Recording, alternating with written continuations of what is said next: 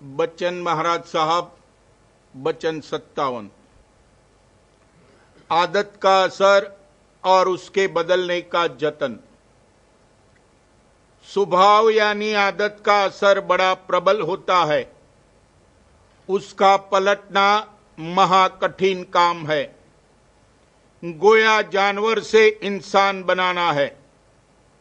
जैसे रस्सी जल जाती है पर ऐंठन नहीं जाती, ऐसे ही और विकारी अंग छूट जाते हैं पर स्वभाव नहीं बदलता। देखो सर्कस का बंदर कि वो कितना ही सिखलाया जाता है पर उसका बंदरपन नहीं जाता। जब वक्त आता है तब भूल जाता है और जो पुराना स्वभाव है वो उस पर गालिब हो जाता है। इसी तरह जिसमें जो स्वभाव प्रबल है वो देर अबेर अपना इजहार और असर जरूर पैदा करता है। मसलन शराबी है, वो बहुतेरी कस्में खाते हैं कि फिर कभी शराब नहीं पिएंगे, मगर जब वक्त आता है तब भूल जाते हैं। जैसे फस्द जो लोग जिन दिनों में खुलवाते हैं, फिर उन्हीं अय्याम में खून उसी तरफ रुजू करता है। इसी तरह पुरानी आदत शराब पीने की जो उनके खून में पैवस्त हो गई है वो अपना इजहार करती है। उनका गोया खून पुकारता है, इसलिए लाचार हो जाते हैं। लोग उनकी हजो करते हैं और हकीर निगाह से देखते हैं, मगर वो अपनी आदत की गिरफ्तारी से अपने को बचा नहीं सकते हैं। कुछ साल हुए, एक साहब विलायत गए थे। वहां उनको शराब पीने की आदत पड़ गई। नतीजा ये हुआ कि फालिज गिरा और 1 घंटे में मर गए। लोग अपने तई तहस नहस और गारत कर देते हैं, मकरूज हो जाते हैं, तो भी अपनी खराब आदत नहीं छोड़ते। बनारस में एक शख्स था, उसको घोड़े पर सवार होने की बड़ी आदत थी। एक बड़ा शोख घोड़ा आया, उस पर चढ़ने लगा। लोगों ने बहुत ही मना किया पर वो नहीं माना। काल उसके सिर पर सवार था, चढ़ते ही वो गिर पड़ा और मर गया। लोभ के मारे रामचंद्र सोने की हिरनी के पीछे पड़े। इतना भी सोच विचार न किया कि सोने की हिरनी कैसे हो सकती है। असल में जब शामत घेर लेती है तब बड़े बड़े धीरजवान और दानिशमंद भी बेवकूफ बन जाते हैं। कहने का मुद्दा यह है कि जिससे खास ताल्लुक है उसको खराब आदत छोड़ने के लिए समझा बुझा देना फर्ज है, और जो वो नहीं माने तो उसको छोड़ देना चाहिए। जो कोई समझे सैन में तासों कहिए बैन, सैन बैन समझे नहीं तासों कुछ नहीं कहन। राधा स्वामी कही बनाई, जो नहीं मानो भुगतो भाई। साध महात्मा की शरण में जो आता है उसका स्वभाव इस तरह बदलाया जाता है कि या तो उसका चोला छुड़ा देते हैं और कुछ अरसे उसको ऊंचे स्थान पर आब हवा बदलने के लिए रखते हैं, या सत्संग और अभ्यास करा के और घड़त का रगड़ा दे के जीते जी मौत की हद तक पहुंचा देते हैं। इस तरह स्वभाव बदला जाता है, समझौती से काम नहीं होता है। खौफ और लालच जब तक है तब तक तो मन सीधा चलता है, और जब वो दूर हो गया तब फिर मन टेढ़े का टेढ़ा हो जाता है। मसलन चिड़िया, तोते को जब खाने का लालच दिया जाता है या बंदर को लकड़ी का खौफ रहता है, तब तक वो सीधे चलते हैं, और जब खाना या लकड़ी हटा ली जाती है तब वो बेतकल्लुफ अपने स्वभाव में बरतने लगते हैं। बंदर जिस वक्त के सर्कस में है, हरचंद साहब का ड्रेस यानी पोशाक पहने हुए है, पर उसी वक्त जो मौका मिला तो कोई चीज वगैरह खसोटने और शरारत करने लगा। इसी तरह पहले साधु लोगों को आगरे से जहां निकलने का मौका मिलता था, बेतकल्लुफ चरणामृत और प्रसादी लोगों को देने लगते थे, धन भी लेते थे और अपने ताईं पुजवाते भी थे। अब वो आजादी नहीं है, इसी से घबराते हैं। आजादी में बड़ा हर्ज और नुकसान है। महिमा इसकी है कि प्रभुता होते हुए भी अपने को बचाए रखे।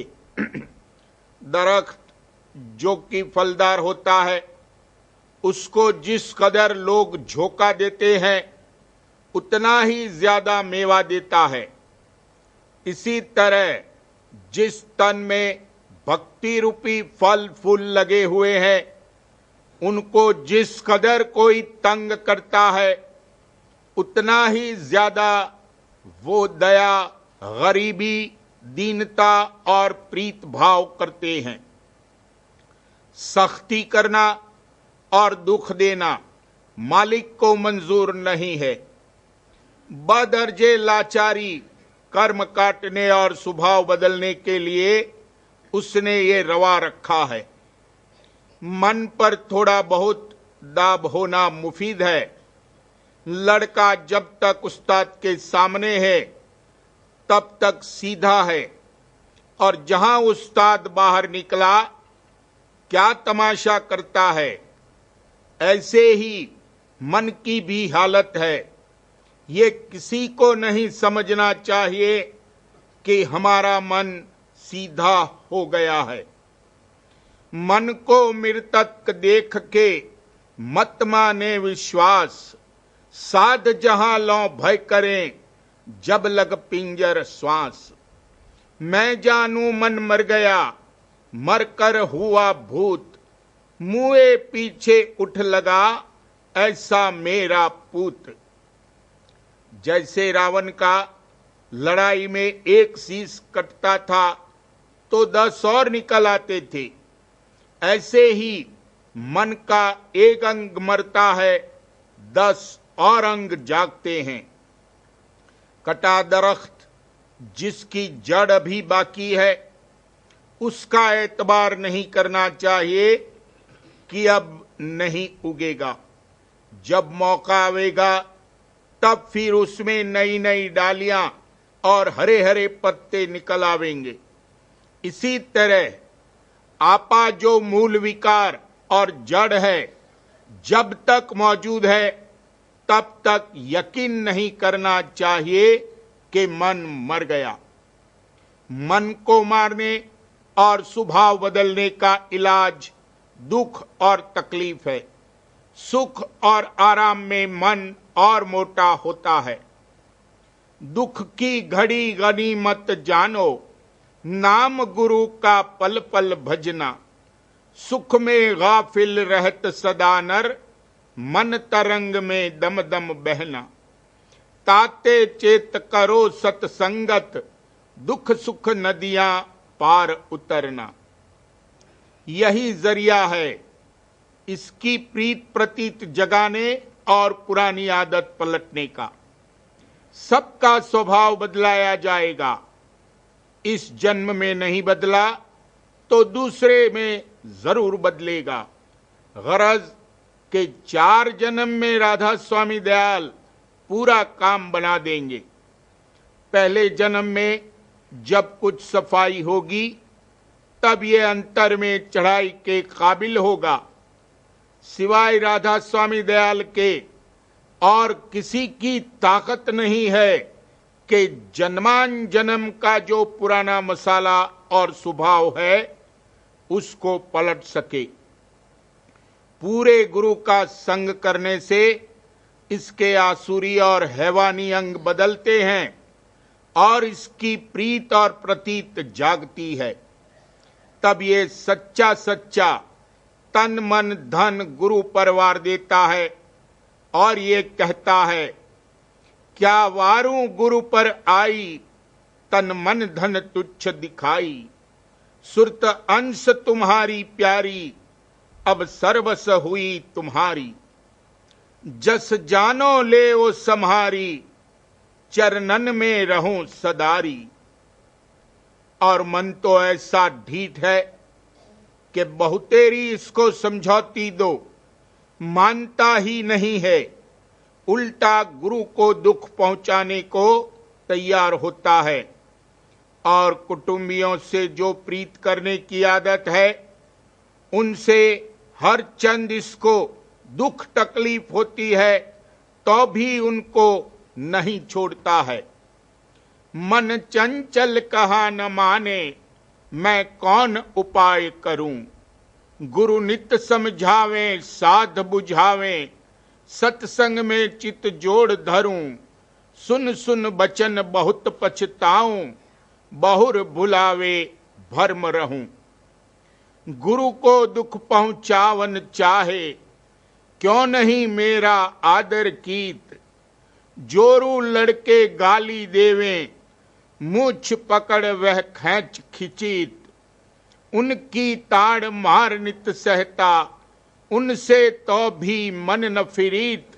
उनकी प्रीत लगी अस दृढ़ होए, लोहे की संगलीत।